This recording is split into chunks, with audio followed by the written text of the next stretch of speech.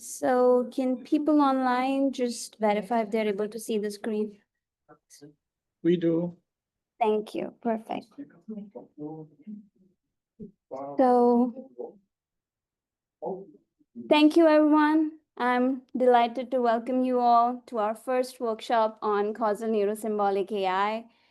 So I, along with my co-organizers, Corey Hansen from Bosch, Yuni Susanthi from Fujitsu Japan, and my advisor who's joining online, Dr. Amit Sheth. He could not, unfortunately, be here because of his daughter's wedding this past weekend, but we are happy to welcome you here and want to get excited about this new and emerging field of causality and neuro-symbolic AI. So giving you a brief overview of what is the goal of this workshop. So in this workshop, we have tried to come up with this is a field which we see upcoming, where it sees as a converging field of causal reasoning, neurosymbolic AI, and semantic technologies. We want to push the boundaries of machine learning systems, which are mostly correlation-based these days, towards explainability, more user-based causal explainability or human-like causal explainability or understanding.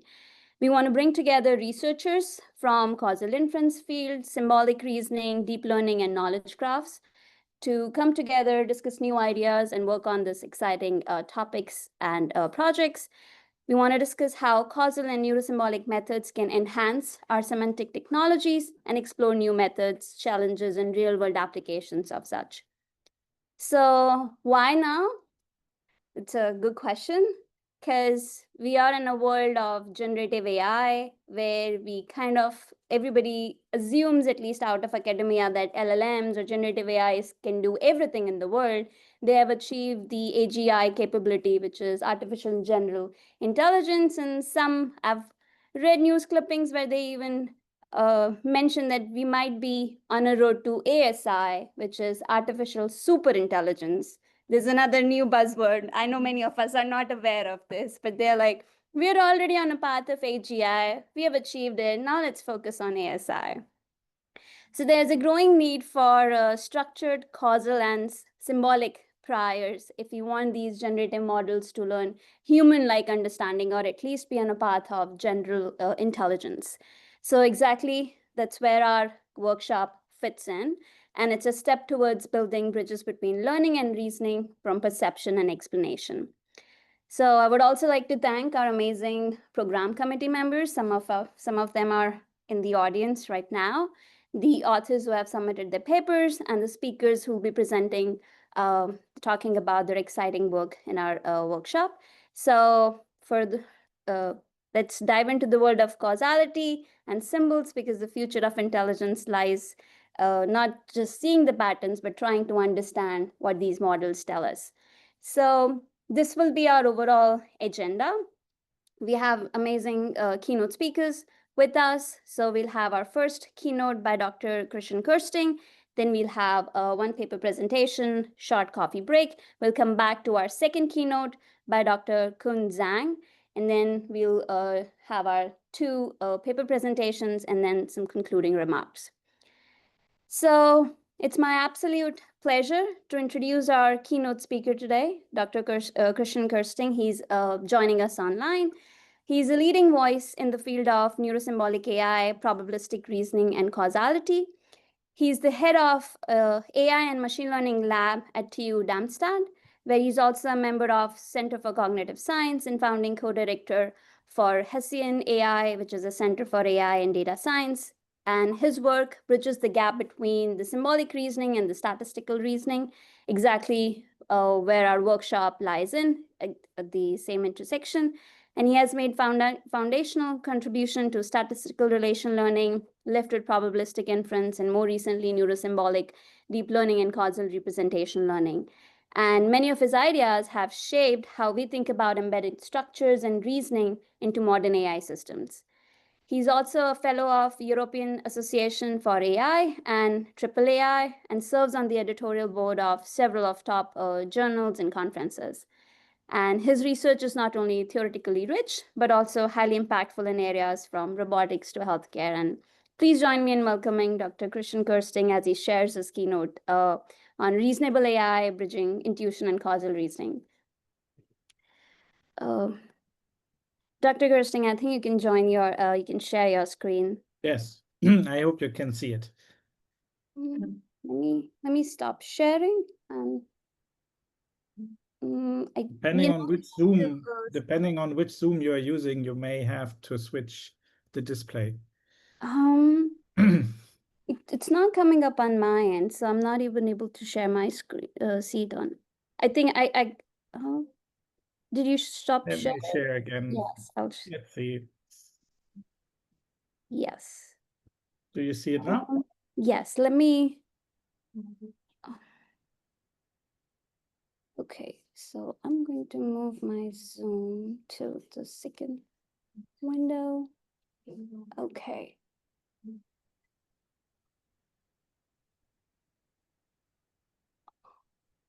We are able to see it now.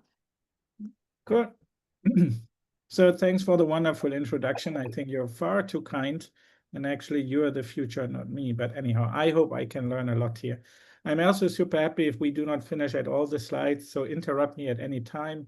Just trying to tell you a bit about what I think is important in the near future, but also in the long future.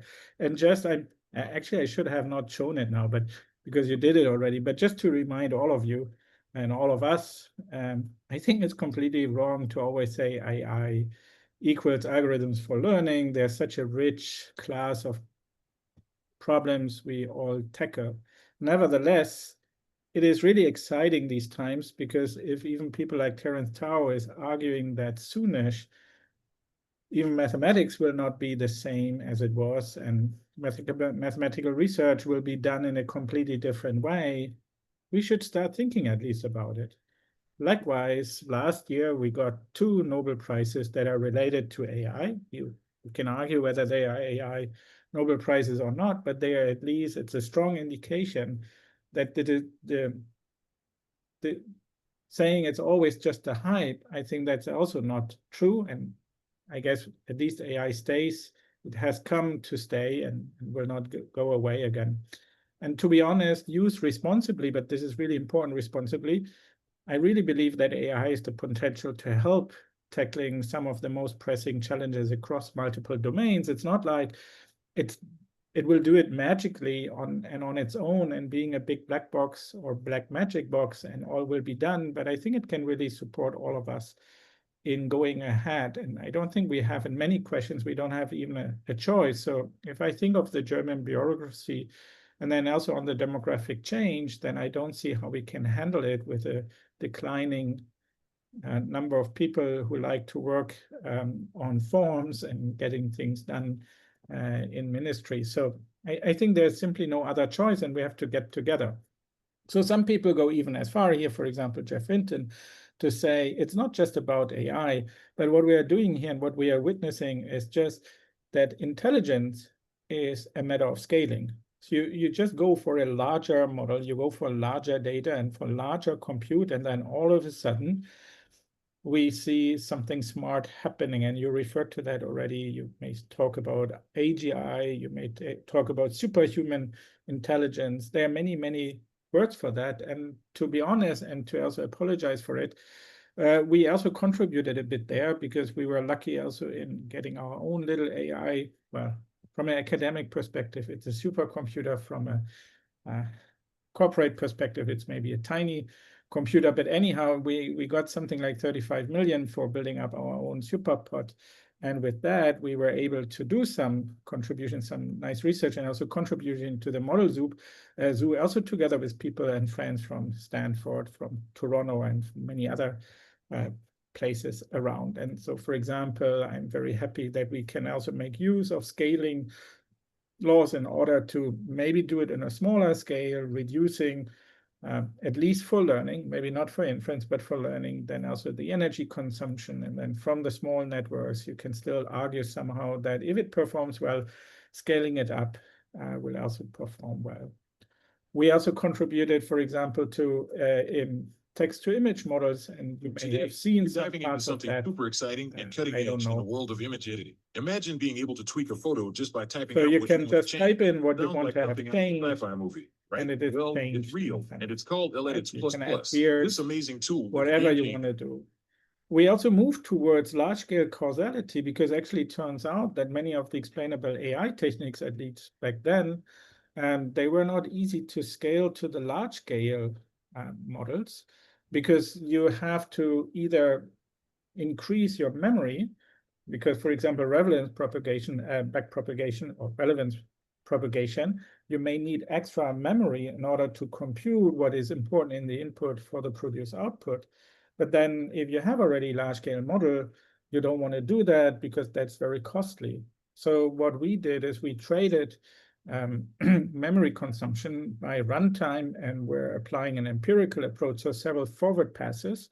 And by that, you can then also approximate the input gradient, for example. And then you can also do that in a multimodal way so that you get, for example, this is a painting off, and then depending on how you complete or how an LLM is completing, you may get different heat maps showing you how that is anchored in the input modality of an image. Some people go even as far to not just say it's happening for machines, but what we're doing here is of importance to even understand our behavior. So, for example, one former editor of Wired, I think he might be in between with Science, I don't know. Anyhow, he is arguing that human behavior is so complicated that you cannot imagine to just come up with a single, maybe even gray box or even white box model to understand human behavior. So what we should do is, instead, we should collect data as much as possible, just have a bit of a deep neural network, and then we get the models that we need to make predictions. And because we have predictions, we as scientists, we can also try to understand human behavior. So in a sense, you may say it's not just about AI. AI is amazing, but it's bigger because it's really this GPT moment of human behavior, of understanding our own behavior by just collecting enough data. And there's several cases already now published in Science and Nature. Here's one of them, for example, Peterson et al. What they were doing, they were arguing that economic decisions can be done much better by collecting enough data plus a bit of a deep network, because then all the theories that may have developed already earlier are somehow covered in the data and then emerge by learning via a deep neural network. So I'm not sure how you feel about it, but it feels a bit weird because all what they are saying is collect data. They don't even care about interventions. They don't even care about hypotheses. They just care about data. And if you know a bit about science philosophy or philosophy of science, then at least they say throw away Karl Popper, because he argued that all observations and actions are hypothesis-driven. So we strongly believe that as well. And actually turned out that at least the science paper I was just referring to, they were having a strong data set bias, and they were simply testing in a slightly wrong way. So having a model is still beneficial, and it still pays off a lot. Now, even if you go for recent new AI models, maybe it pays off. Because I strongly believe, at least for now, and I also think not for the long run, maybe in the near future, but for now, scaling may not really result in reasonable things. So here, for example, if you are Sora, but you can also, you may have heard of all the talk by Rao's group from Arizona. You can also go really for planning, and they all do something wrong for now. And here you see blocks pop out of the blue. They got the right goal configuration, but they started with one block, ended with 3 blocks, many other issues that are happening there. So it is my strong belief, and that's why I'm super excited about your workshop, and that many of you feel the same, that the game is actually not over. And we have to build not just intuition in quotes, because I don't think that we even know mathematically what is intuition, but somehow we are not just interested in correlation, not just in reflecting data, but we would like to build understanding. That means we want to maybe put our model ideas in there or get understandable models out of our maybe data-driven machines. So that's why we are pushing a lot what we call reasonable AI. Reasonable AI is this idea that you're not just having one monolithical deep learning approach or even several subnetworks that you combine, but why not combining it with any other AI algorithm that we know, or even with a database or a database in an AI algorithm? And how does actually software engineering look like? Can we actually keep traditional software engineering?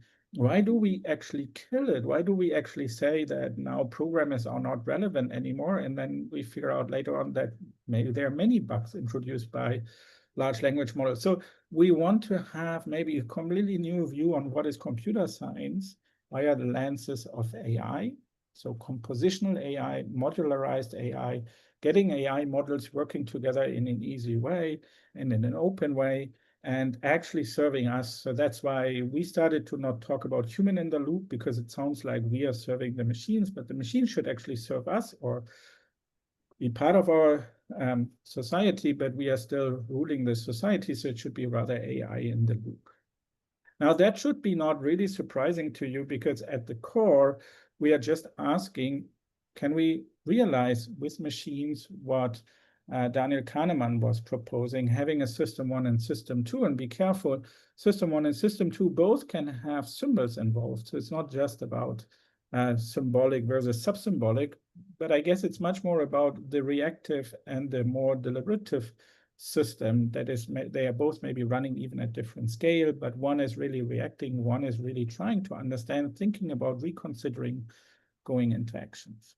Just to illustrate that this is maybe really useful, you all know that we can have Atari games and other games now played by machines and also learned in a, well, what at least nature has said, self-taught AI. It's, in my opinion, not fully self-taught, because at least we were telling them what to learn and how to learn, and actually to learn it all, right? They don't have free will or decide to learn. But anyhow, it's amazing what these pixel-based systems can do. And here, for example, you see submarines. So the little yellow one is trying to kill sharks, collect divers, and by collecting divers and killing sharks, you can get points, and you would like to maximize your number of points.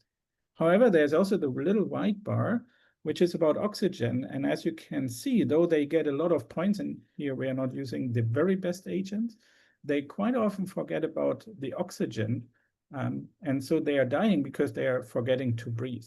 So we were wondering whether we can provide this background knowledge that is actually covered in any manual for the game. And so what we were doing is we were not just using a pixel-based approach, but we were trying to use pixel-based plus object-centric. So we extract object information, and we combine both of them using large language models that are driven by a logical background theory.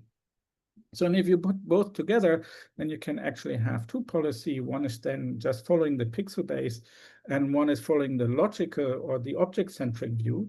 And you can now start to decide which policy to use, and you can use another LLM for that to decide, or any other mixture model you want to use to define on the input which policy to use. And then you can see early in the gameplay, it actually learns that oxygen is very important, and rather starts breathing than being myopic and taking more points. We are still not convinced. Here's another recent example. So if you look at image segmentation, then you can use, for example, SAM, the segment anything model by from Meta. And then, for example, here you have this image with the boat and the people and their umbrellas. And then you can ask, for example, give me all the objects that are on the boat and that are holding an umbrella. And then because the boat is so dominating, apparently, at least within the SAM model, then SAM and variants of SAM don't get it, and they just give you back the boat. Now, if you combine SAM with a bit of logical information, you may even say causal knowledge, because if you think about holding an umbrella, it seems to be a causal relation. If we abstract for now how to model then that, the causal aspects, then you get actually back all the people on the boat that are holding an umbrella or that appear to hold an umbrella. And we do that again by combining different information. In particular, here we go on the completely symbolic part, but in a fully differentiable way. So we get from the visual input a scene graph. The scene graph generator is differentiable. Then we have the prompt. The prompt can be translated into a logical program. And then together with the differentiable forward reasoner and the segmentation model, we can get the right answer. And for that, we are using, and I will not go much into details, our languages that we have developed for dealing with logical reasoning in a more differentiable neural fashion. But you can use, I guess, many other languages, and people in the audience as well as from the organizers have contributed there as well. So somehow that looks very promising, but it's very tricky, because if you want to go the fully differentiable way, then learning darks, and darks are the first step towards causal models, doing so is quite challenging, and it depends very much on the settings that you have. So for example, if you use a log likelihood or RMSE setting, then actually, depending on the scale you're having in your data, you may get the wrong dark. You can counterattack that, as follow-up work was showing, by having a more flexible variance model. So we assume a fixed variance, and if you have a flexible variance, you can account for it, but then the learning becomes not easier. So what we were asking early then is, can we still get something like causal learning, but more in the neural way? And you can see where we are, what we are aiming at, because then maybe we can put that together like we did in the Atari games, and get a causal model together with a pure logical model together with a pixel-based model. Now here's an issue. At least mainstream standard DNNs, they are just, at its best, they are maybe something like conditional distributions. If you at all want to call them a conditional distribution, so you have maybe something like a softmax at your last layer, and all the rest is just input to this last layer, which is then deciding on a distribution. But they are definitely not a joint distribution. They cannot talk about the input, and that makes it hard to make use of them for neural modeling. Though yes, there are some work by Elias and Joshua trying to do something like that. But just to illustrate why that is tricky and making things harder, imagine that you take your favorite CNN, just a CNN, but you can also use a transformer, and you learn it on MNIST. Now you're not evaluating on MNIST, but you evaluate on any other data set, maybe with numbers or without numbers. Because you have no distribution over the inputs, it cannot understand that it's now looking at a different distribution at different inputs, and it will still tell you something like 0, 1, I don't know, whatever number, maybe not with a high, with a big difference in the output probability, but it still tells you something like a number. Or put it slightly different down here, if you try to get something like a likelihood, I mean, they're not providing a likelihood, but we try to approximate as much as we can do, you can see that they have the peak at the same position. So they are all equally likely for the model trained on MNIST. This model cannot distinguish the data sets. So can we do any better than that? Is there a computational graph approach for that? And if so, we can maybe use that then also to move up the causality ladder to get at other ways, or a more neural causal approach. So in one approach that has been pushed by Adnan and later on Pedro, and then many others, are probabilistic circuits. And let's see how to develop probabilistic circuits for those who have never seen them. So on the left-hand side, you see a standard truth table or probability density, right? It's a truth table where you weight all the different entries so that the weights are between 0 and 1, and they add up to 1. Now, instead of working with a table here about x1 and x2, you can also turn that into functional representation. So you can go for 0.4 times indicator for whether x1 is true, times indicator whether x2 is true, plus 0.2 times indicator of x1 being true, times indicator that x2 is false. So here with a little bar, but you can use any other notation, and so on. So now you can also do simple probabilistic reasoning. So for example, if you want to know what is the probability that x1 and x2 are true, you put x1, the indicator, on true, the indicator for x1 being false, you put then on 0, right? Because x1 is not 0. Likewise, you do that with x2, and then what is happening is that only this upper part is 1, because you get 0.4 times 1 times 1 plus 0.2 times 0 times 0 times 1 times 0, and so on. So all the other entries, that at least 1, 0. Now you can not only get joint distribution, but you can also marginalize, and marginalization is happening if you put now the corresponding indicator function here of x2, because you don't care about x2. So x2 can be true, but it can be also false. You put both of these indicators you have for x2 to 1, and then you can see that you automatically start to sum the two different values where x1 is true. Right, that's fun. You get something that is computational, the marginalization, and you may start to control how much it takes, how much time it takes. So you may even have tractable probabilistic models, but that depends now on the functional form you're using. Now, to get closer to what people are used for neural networks, instead of a functional representation, you can turn that into a graphical or computation graph representation. So this is really identical to what we have seen before. And now you can start going deeper. You can go more shallow, whatever you want. So essentially, you can see that a joint distribution, well, maybe not all, depends on, can be encoded as a sum product computational graph, very much like what you know from neural networks. So you have simplified activation functions. That's all what you're doing here. If you now manage to get the computational graph polynomial in the size of the input, you actually guarantee to have tractable inference for probabilistic models. And that's pretty cool. I mean, you haven't really broken, I mean, you haven't proven that P equals P, but you can control now. And in Bayesian networks, it was much harder to control the inference in here. So we are somehow occupying a, in my opinion, sweet spot between what has been done earlier about either being more tractable or being more expressive.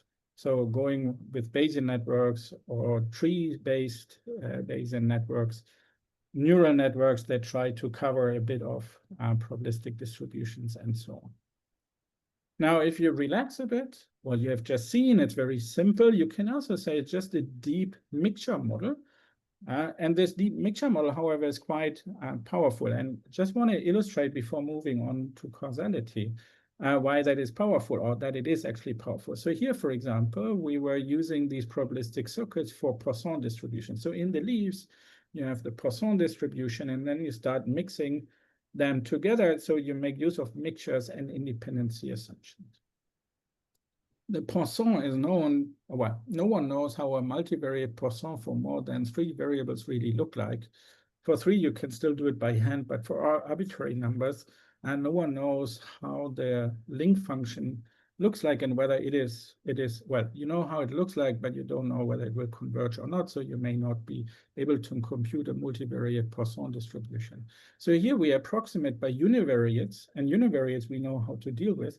And so you can see that you can have positive correlation, negative correlation, no correlation, anti-correlation. And of course, in the leaves, you may even have some mixture model in a unimodal setting.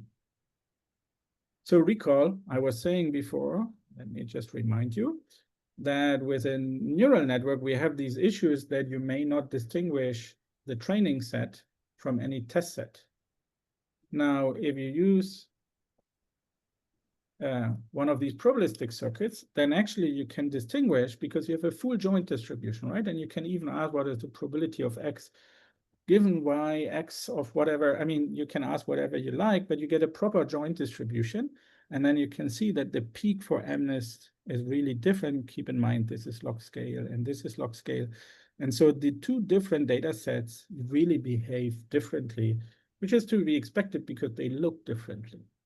You can also speed up by using what is called einsum operations that are featured by PyTorch, for example. So you can really scale well. What is most interesting for me is that you can now also start to talk about causality. Because if you think about it, at least the Judah-Pearl way, what causality is all about, starting with a probabilistic model and then moving towards interventions and maybe even beyond at some point. So what you can do now is you can make use of a probabilistic circuit, let's say like you can see here in S1, but this can be over-parameterized. So imagine that you're now trying to capture, which you do anyhow by having a mixture, different distributions over X and Y, depending on. And now this can be used if you now take a neural network to control the parameters of your probabilistic circuit, depending on the interventions. So if you can get a neural network that is somehow modeling interventions by controlling the parameters that you're actually using, and by that knocking out even subnetworks or edges, if you assume that some Bayesian network might be underlying, then you can get something like a causal circuit, or we call it interventional circuits. So that is very much related to what Elias and Joshua and so on did in neural causal models, but now with a proper probabilistic underlying model, so not everything is just a neural network. And why is that interesting? I think we can now move to areas where we haven't been with causality. So imagine that you get a medical data where you talk about very different types of random variables, maybe random variables that at least I don't really know about what their parameterized distribution is. So age distribution, maybe one can even talk about extreme value distribution there. I don't know, but how is it really parameterized? Tricky. Lab tests. What should be the parameter? Is it? Can't imagine it's just multivariate. Maybe it is if we want to go for, is it just successful or not? But then maybe some of the lab tests are not just going for indicators, but they also give you a quantity back. And then maybe you have to condition it on a continuous variable or on a discrete but infinite, countably infinite random variable. So it gets very, very tricky. But now we can abstract. And because we still do with univariate distribution going into this weird mixture plus independency into this probabilistic circuit mode, we can make use of what is called a characteristic function that's known from statistics as well. So imagine that you have a univariate distribution. Instead of dealing with the PDF, you're actually putting the PDF into the spectral domain. So imagine that you do a fast Fourier transform or a Fourier transform of your PDF. Then what you get in the spectral domain, it's called the characteristic function. And that is funny because essentially you're turning every discrete distribution even into continuous distribution, or let's say not distribution, but continuous space first. So moreover, if you have a characteristic function and you multiply it with a scalar, that's fine. If you combine them, so you have a convex combination of characteristic functions, then this is also a characteristic function. And if you go for a product, you're also having a characteristic function again. So essentially what you can do is what we did before with the probabilistic circuits, you can now also do in the spectral domain using characteristic functions. And you always get a characteristic function back, meaning you can back transform and you get some density back. Now that is very interesting because typically people have started, for example, to have a look at normalizing flows dedicated for discrete parts and then trying to make use of XOR kind of computations. Here, you're going a different way. You embed everything into the continuous space, and in the continuous space, you apply the same stuff. But you can do it, and you can get better estimates than previous mixed models. We have also tried, and others have contributed. But now, what does that actually mean? That means you can now combine the interventional circuit idea with the characteristic function idea and get what is called characteristic interventional circuits. So you can have now causal models in domains of mixed types of random variables, and you don't even have to decide on the inputs. You may have a discrete one controlling a continuous and a continuous controlling or influencing a discrete one. So I think this is very powerful and quite interesting, and let's see what we can do in the future in the medical domain, but also in climate change domains. So this is all going into, we develop new models, and I think that is super exciting, but there's also currently this trend of asking, do I have to go for new models?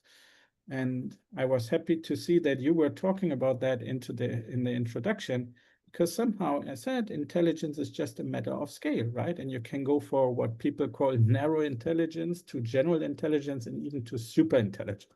And some people feel like it's done. We are simply there. Let's collect more data, everything done. It's a bit strange, right? We saw already the failure modes before, but if that holds, then it may, at least that's my hypothesis, it should also hold for causality. Sorry for the typo in there. So can we argue now, why should I even bother to come up with new causal models? Why not just using any of the recent models? And they can also tell us what is causal, what is not causal, maybe even do the causal reasoning. So at least early we started trying to understand. And by the way, there's wonderful work in behavior science that parrots are actually quite smart. So when I talk about causal parrots, it doesn't mean that I feel like they are dumb models. I'm just saying they are maybe not on the same level as us humans for now. But we were able to show that they're pretty good in causality, but not perfect. And this may also be the reason might be that they are actually, if you look at their mechanisms, they are not causal at all. Indeed, there's something like causal attention, but that only means that you have a kind of temporal ordering in there. But there's nothing like an intervention. But they have been trained on all kind of human data. So in particular, they have been trained also on causal or causal issues or causal domains, or they may have read a causal paper, right? So they have read a lot about causality and may then also talk about causality a lot. So that may also explain why, for example, you can use them in medical domains to get a good head start in modeling some of your issues. So we were looking, for example, at adverse pregnancy outcomes using a Bayesian network, so not fully causal already, but we just got the Bayesian network as an initial hypothesis and then used true clinical data to come up with a much better Bayesian network. So they might be very useful, but we should also not be surprised that they're not fully causal because there is no intervention. And actually, it turns out that these models behave much more like us humans, and we as humans are not really known for being causal. So there are very well-known studies in cognitive science showing that if you look at A, B, C, the chain condition, versus the B influences A and C condition, right? Knowing B, A and C are independent in both of these cases, so they're indistinguishable, but humans are known to prefer the ABC hypothesis over the B influences A and C condition. That's very well known. So what we did is we illustrated that this also holds for large language models because they are trying to mimic, because they get the very same kind of data, kind of human data only. So it's purely observational and purely just talking about causality, but not being causal type of data. And so you get very similar correlations. So you can say that large language models, as it looks like, have very much the same biases when it comes to causality than humans. So why is it then that we can still come up with maybe good hypotheses? What does it mean in terms of causality? So on the one hand, they are not causal. On the other hand, they can help us being causal. So first part in my last part of the talk was then to say, can we actually make use of them in a more co-pilot fashion? And yes, we can. There's also some other work. We went for something that we call the causal steward, and it's related to the causality, to the causal circuits or probabilistic circuits plus causality part that we did earlier. So essentially, you're putting now a large language model in a more they call it today agentic AI. So you have little agents, but AI per definition is full of agents. So let's say you have different subsystems, and the systems are starting to talk to you and trying to tell you, okay, with your data, we believe this is a good model. And then you may say, no, I think you should separate these two random variables. They are independent. And then you can keep going. And at some point you're saying, oh, I guess now we have separated enough. And then you can try to build up in a data-driven or expert-driven way your own model and then recombine these local models. So you have a kind of AI in the loop system by interacting with the human So the expert can interact with the large language model. The large language model can decide to ask sub-problems being solved by other algorithms and getting, if you decide on the right causal partitioning, if you have reached it, it can then learn in a causal-driven, data-driven way, or by interacting with humans, getting back for the sub-problems, good hypothesis for a causal model, and then recombine to get an overall model. And it looks like combining data-driven, well, or at least let's say it looks like combining data-driven by trying to get them separated as much as possible. So the causal partition together with an expert, together both into the loop, is beneficial because you can see that you can really get an increase in performance. Interestingly, using a REC system is less helpful than just using the AI in the loop. And that's what we are currently working on, because I think correlation and statistics is already not easy for most people, including me, and now putting causality in there, I don't think it will become any easier. So we need support by the machine, but the human should still be in control. But what is even maybe more interesting, and what does that all mean for causality? Because is it just trying out different causal models? Can we maybe come up with something new? We argued that they are not causal models, but maybe they are meta-causal models talking about causality. So what we are currently trying to understand better is the notion of meta-causality. What does it mean, maybe, that you have maybe even a logical system talking about a bunch of different causal models and selecting the one that is most interesting? But that's not only a discovery problem, but it's also an issue that you may observe in reality. So imagine that you have two agents, A and B. A might be the smaller one, might be the larger one, whatever. And then the agent A decides to just follow B. However, if you observe that happening, then your observed causation might be exactly the opposite, namely that B, whatever B is doing, A is following, right? So it's not that you can observe that A decided to follow B, so A is part of the reason, but it just looks like B is the cause or the reason for A following or for A's behavior, right? So slightly different. In a classical one, B is influencing A, but in the meta-causal, you can decide on whether that is the part or not. And in particular, you can model the decision of A to follow B. So what does it mean now? Intuitively, we say we have now also random variables that can influence the edges. So that is why we call it meta-causal. On a more formal way, but I'm not going into details, you can say that the environment is following a Markov process. You have an abstraction function with which you can try to abstract what is on a detailed level happening in the environment on a more abstract level to what you can understand. Now, on the more abstract level, you can start modeling SCMs, but you will get a bunch of SCMs. So SCM is structural causal model. So on the meta level, each of the SCMs becomes one state. So that is different, right? Beforehand, the random variables per se, the joint configuration were giving you states. Now you say the whole model becomes one state. And you can now say a meta-causal model is trying to connect these different SCMs. So you have a finite state machine, a transition function, depending on what you observe, to decide on which meta-causal states, which structural causal models are correct. And with this, you can do fancy stuff. You can do, for example, just understanding that if you want, for example, to model stress levels, so then stress can be attributed to the external, some external stress, but it can be also your own stress, that you start thinking about how you feel, and then you may push yourself into, oh my goodness, I'm not feeling good, so you get more stress and so on. So there are different states or areas you can act in. And you can express that now on the meta level, because on the meta level, you can say that all these structural causal models behave the same, but depending on what you decide, you're using a different structural causal model. So you're in a different structural meta-causal state. And that's exactly what we can show, at least on the modeling level. And now trying to understand how to do that, how to do structural learning in there becomes even more interesting.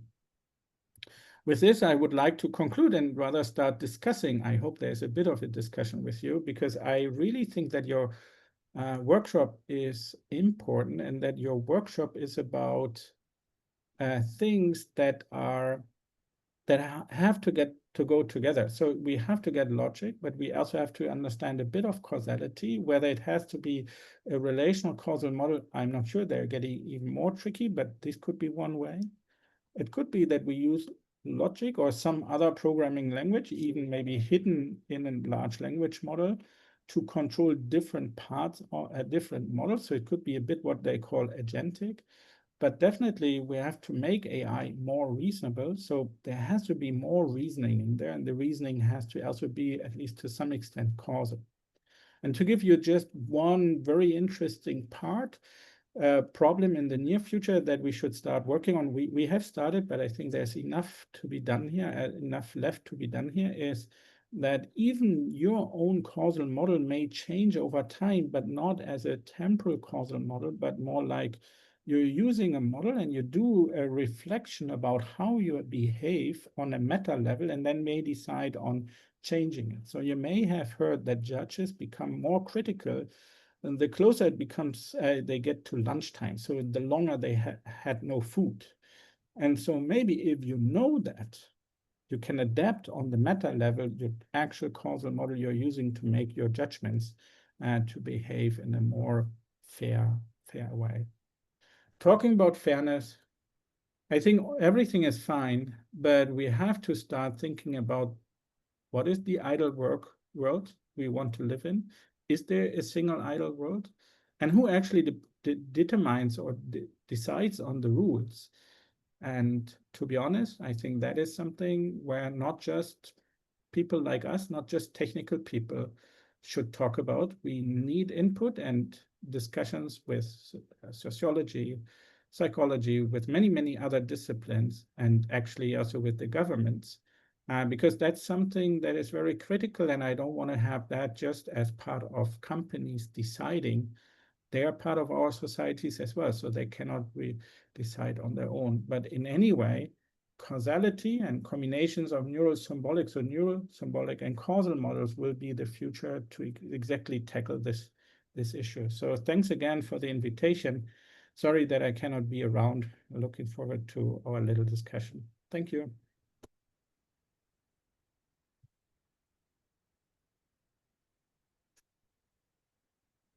Thank you, Dr. Kersting. That was a very exciting talk, and I really loved your take on AI in the loop rather than human in the loop. That's where we had been before the generative AI. But as we move forward now, we kind of put AI in the loop, or whatever task we are doing, we try to have an agent to help us with the task. And I'll open for audience to ask questions. I see we have anybody would like to go first. First of all, thanks for the nice talk.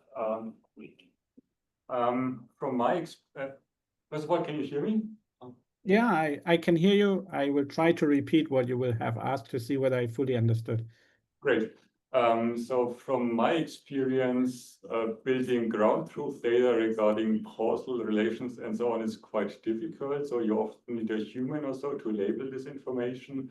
I mean, and you showed nicely that based on this scaling law, we can expect more in this direction. So I would be just interested in your take on this, if we still might have this scarcity in evaluation data in the future, or what we can do in this respect. Yeah, so I fully agree. I don't believe that we will have a lot of data in the future, or most data we will have has been read already by some of the machines, and it's useless because of that. So that's why I think experts and humans are critical, contrary to what is discussed quite a lot in the news. Now, how to do that, I have no full understanding right now, but that's why we push a bit for the causal man, and also for what we called explanatory interactive learning. I haven't presented it here, but you can put explainable AI systems into the loop with the human. So you can ask, was that the right answer, yes or no? That goes back to work by Finale Doshi, and then we did something there. And I think we can replace now explainable AI by causal AI. But I don't think that we will ever come to a world where you will fully understand. I mean, that's also part of the of life, to not fully understand, but still to feel safe somehow, right? And I think that's a different story here. And again, this is something that is not just a technical question, but we need to understand sociology. We have to get cognitive science a lot in there to understand biases on the side of the humans and how they interact with the machine biases. So I think AI in the loop is the future together with data, because you may also make use of experimental design together with the machine to get better data. But we need definitely a more active AI in the sense of active learning. So I'm fully with you. I have no answer. We just have little baby steps into that direction, like here and also earlier. Which one was it? Where is it? Yeah, thank you. Yeah, final answer to your question. I think there has been no work on scaling laws for causal models, and that might be a super interesting but challenging problem as well. But I'm not aware of scaling laws for causal models. Okay. There are two questions online. Maybe I can, if you want to unmute yourself and ask, you're welcome to do that, or I can just read it out in the chat.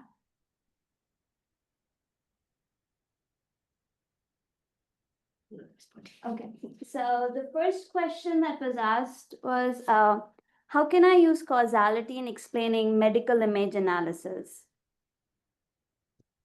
Yeah, good question. Next question. Oh, it's a super interesting question. I think I would love to use something like our causal steward, or we can maybe also use, there's also a causal copilot-like system. But I would start from our explanatory interactive learning setting. So let me illustrate that. We got data, not in the medical domain, but about plants. So we got hyperspectral images of plants and how they react to biotic and also abiotic stress. And we use a CNN to predict whether a plant is healthy or not at any time. And we got almost 100% accuracy.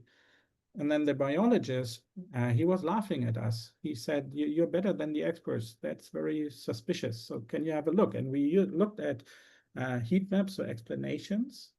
And actually it turns out that the system was looking at parts of the image that had nothing to do with the plant. So it was secondary conditions, if at all. So then we were saying to the system, don't use these regions. And so we force it to give reasons, at least kind of reasons, grounded in the image, but they also on the plant itself.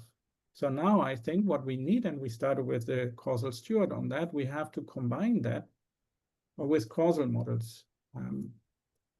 However, as in the previous question already, it's not just that we need observational data or interventional data. I think at some point you need maybe then another subsystem that is not just trying to have a question answering session with you, but then saying, if you are right, then we should design an experiment that looks like that. And then some of us has to run the experiment. And I can tell you that there are some groups working on, goes back to the old work by King et al. On the robot scientist. And now they try to put LLMs and agentic LLMs into a similar loop to run real wet lab experiments. And I think it will come. But we have to make sure that it's causal and that the AI is serving us and not the other way around. So I think we need a new part of the loop that is not done in the causal steward. We assume that the expert can give the answer, but there should be also an experimental design and experiment done or conducting experiment loop in there. Thanks, Dr. Kersting. I hope it answered the question, I think, to the person who asked. Another question online is asked by Paul. He's saying, I'm curious about the way we talk about the AI or human in the loop. The human is mostly used to test and describe new directions.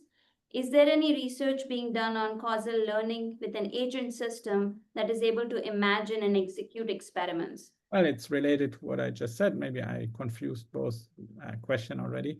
So as said, I think there are some works. I know some people at the University of Osnabrück, followed by, I think, Tom Griffith people and so on. They have started to work on running actual experiments using AI systems. So the AI system is designing the experiment, running the experiment, trying to get the results of the experiment, building a new hypothesis. These are the initial steps. As far as I know, they are not looking at causal models. So I guess we should combine with any of the causal co-pilots, causal stewards, whatever. But we should not have the illusion by just having AI agents, everything becomes easier. I think causality is hard for a good reason, because you want to understand, and understanding you have to sweat a lot for. But I think we will see it. We should make sure that causality and neuro-symbolic approaches have to say a lot there, because you want to verify that what you have done is correct and not just saying, I did some experiment. You have to be clear about what experiment you have done.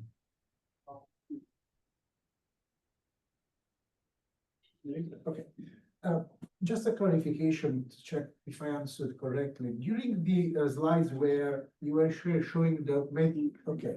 Yes, Okay. that will be. So in the slides where there was the definition of meta-causality, if you go back to that, Yeah, I will. which the relationship seems to be inducted by the policy that you define. I was wondering if that recall the fuzzy logic reasoning or the fuzzy logic paradigm, which that you might need the domain expert to come in and define the function that define the relationship between the implication between, or is completely something different that you are referring to. No, well, I can't say no, I can't yes, just to repeat. So you are wondering whether it's a bit related to fuzzy logic and other even differentiable or weighted logic systems. Actually, I agree on you. For here, we were abstracting and we were calling it indicator function, so or identification function. So we assume that in your model, you know that in this case, you will go for that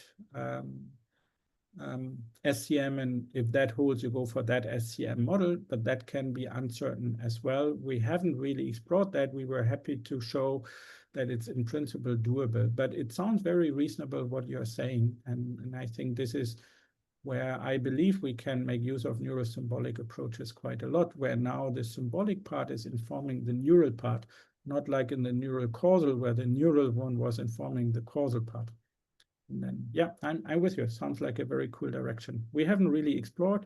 We haven't learned there. We have modeled on the meta level. Now, a bit like in Bayesian learning, you know, where you do learning by inference. At some point, it's unclear to me, is it inference, is it learning? It's maybe identical, but that's what we will see in the future. Thank you.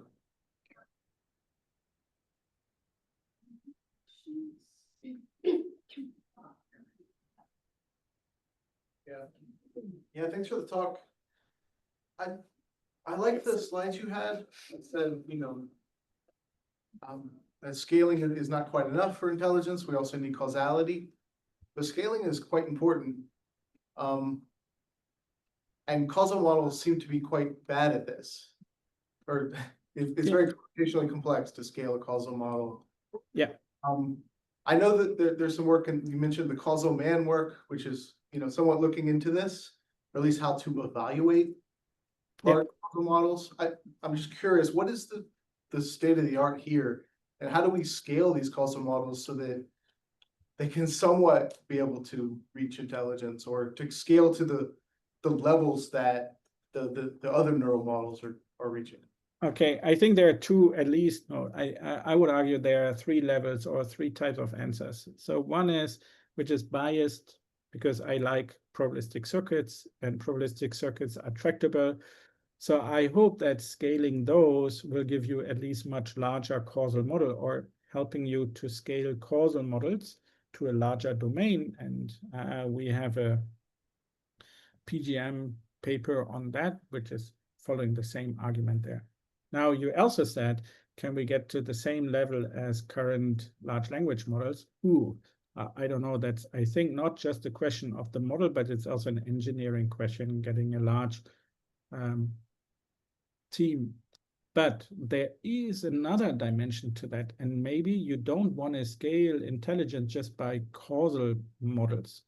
So there is a line of research that's not part of machine learning, but that is saying if you have a fully causal model and you really capture the truth, then you may have to abstract in order to communicate to the next expert. And because you start to abstract, you're actually ending up with a correlation, to a large extent, correlation-based model. So there are some people that say large scale, in the sense of abstracted and communicated, you will never see a causal model, because then you would have to always communicate the whole world. But because you're not doing that, you abstract somewhere, and therefore you always have to stick to correlation. I don't know yet. I see a lot of value in that view as well. I don't know yet. My gut feeling is you don't want to have a fully causal model, but I want to not just have a correlation-based model as well. So maybe submodules where correlation-based, if you're not trusting, can say, can you try to understand better? Maybe something like that, but I have really no clue. It's just the start of a journey. What do you think? What is your answer? I have no idea. That's why I asked you. Cool. We should take it offline and start discussing a lot. I I think, got it. or you can do it the workshop. Yeah, we'll solve it here today. Don't worry. Yeah. I mean, there's work in neurocausal models using neural networks like no tiers and diffan. Yeah, sure. It's scaled Sure. to maybe hundreds of nodes. They claim maybe thousands. Yeah, but this is far away from the billions and trillions in the large language models currently. That's why I'm saying I'm nervous whether you can scale to that size. Okay, thank you.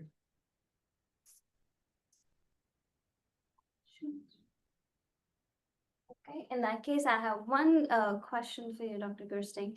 So causality, as people have looked into recently, is talked about A causes B, B causes C types of connections. But causality is in a way much more than that. There are certain assumptions that we have to take into consideration. So there's causal sufficiency assumption, independence assumption, Markov assumptions. So I'm curious to know your opinion on how do we transform. So when we talk about neuro-symbolic AI and causality, so I believe we should also, in a way, look forward to incorporating the other assumptions and theorems which exist in causality into these into the neuro-symbolic AI domain. And I'm just curious to know your take on it, and everybody in the audience, if have any points to add to it. Yeah, so I know, and I'm sorry, and I apologize for it that I don't know the authors, but there's one, at least, I mean, there's David Jensen's line of work, and then there's more recent work on relational causal models, where you just try to go from a relational logic and make it more causal. And the issue there is that the interventions are quite tricky then, right? Because depending on your intervention, you may have to break predicates and not only once, and refine predicates, and getting, in my opinion, quite messy, but it's maybe unavoidable for similar reasons as we just discussed. So one alternative could be that we are using neuro-symbolic, because it's also hard sometimes. I mean, you see the large language models are not perfect in logic, for sure not, but they perform pretty well already just on logical reasoning. So maybe there's an alternative of saying there's a language model and there's a causal model next to each other, and they talk to each other, they inform each other. So then the neuro-symbolic glue would be that a logical model is helping us to translate whatever is in the large language model into the dedicated concrete causal model. That's what we are currently looking at. It goes back a bit on work by James Cousins, where he used stochastic logic programs to describe families of Bayesian networks. And there you can have the theorems you were talking about on the meta level, in my opinion, but we haven't done it, but it looks like you can have them at the meta level so that they get respected automatically. that's what I guess. I don't know whether it was understandable, but I feel like we should embrace the black box, not formal knowledge in an LLM, and we should embrace the causal, very strict model, and maybe have them talking to each other instead of saying we have either the language model or the logic model. So that's what I believe in. And there, the neuro-symbolic is the glue around it, right? It gives us a formal language to talk about any causal model. So it's a bit like the language for the meta-causal logic that we try to aim at. Thanks, Dr. Kersting. Okay, in that case, thank you so much, Dr. Kersting, for your Thank you. talk, and it was an honor to have you here. The folks, our It was first an work. honor for me. Thank you. Thank you so much. I think we will move forward.